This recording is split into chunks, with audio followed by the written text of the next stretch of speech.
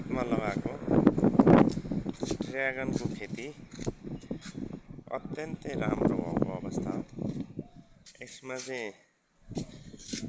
90% चाहिँ मेरो म्याडमको मेहनत र परिश्रमको कमाई, 10% चाहिँ मेरो पनि हो। अत्यन्तै धेरै मेहनतका साथ आज फल लाग्न सफल भएको छ र ड्र्यागनले राम्रो उत्पादन दिएको हामी पाउँछौँ।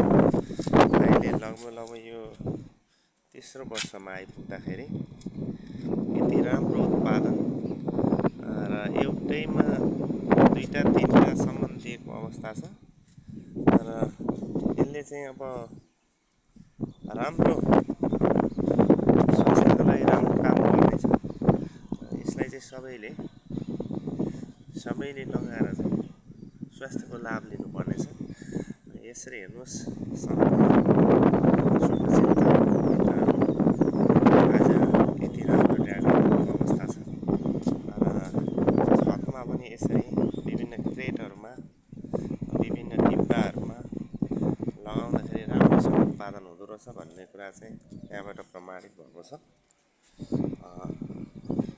यसमा पनि धेरै किसिमको हुँदो रहेछ र एउटा सेतो खालको र रातो खालको हामी देख्न सक्छौँ र फरक खालको हामी पाउन सक्छौँ। यता पनि यही ड्र्यागन छ र सेतो र रातो मध्ये पनि सबभन्दा राम्रो चाहिँ रातोलाई मानिन्छ भन्ने बुझेको छु। अब त्यसको क्वालिटी चाहिँ पछि टेस्ट गरेपछि थाहा हुनेछ। र त्यो ड्र्यागनको साथसाथै यतापट्टि फेरि हेर्ने हो भने सागसब्जी यसरी फलिरहेको अवस्था छ। कविले खोर्सानी यसरी फलाएको छ। गत साल पनि के फलेको अवस्था छ भने कागती हेर्नुहोस्, कागती यति राम्ररी चाहिँ फलिरहेको अवस्था छ र वर्षैभरि यो कागती फल्दछ। कागती पनि हेर्ने हो भनेदेखि राम्रैसँग यसले दाना लगाएको हामी पाउन सक्छौँ। यता सिस्नो पनि यति राम्रो छ। यता हेर्ने हो भने यो किसिमको अवस्था छ। यो हकबेरी खोर्सानी, यो चाहिँ पिँडालुको बिउ हो। यसबाट पनि राम्रै फल भएको छ।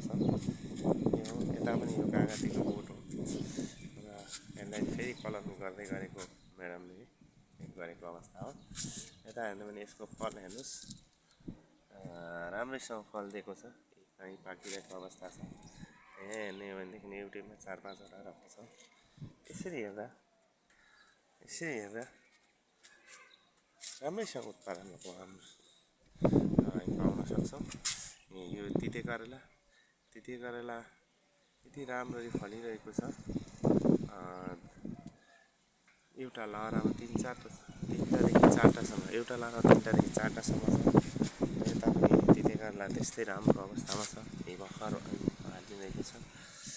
यो अवस्था छ भने राम्ररी छ। यो चाहिँ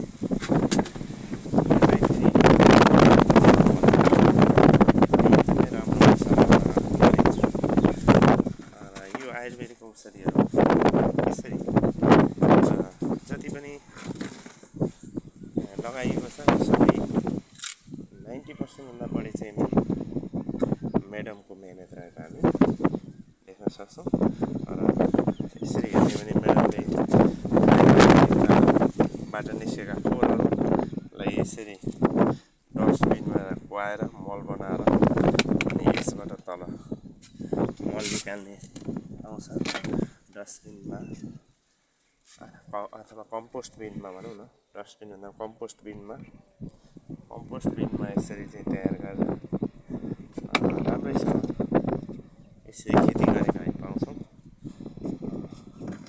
यसरी हेर्दाखेरि छतमा पनि अलिकता मेहनत गऱ्यो भने धेरै फाइदा लिन सकिँदो रहेछ भन्ने कुरा स्पष्ट हुन जान्छ। हस् त, धन्यवाद।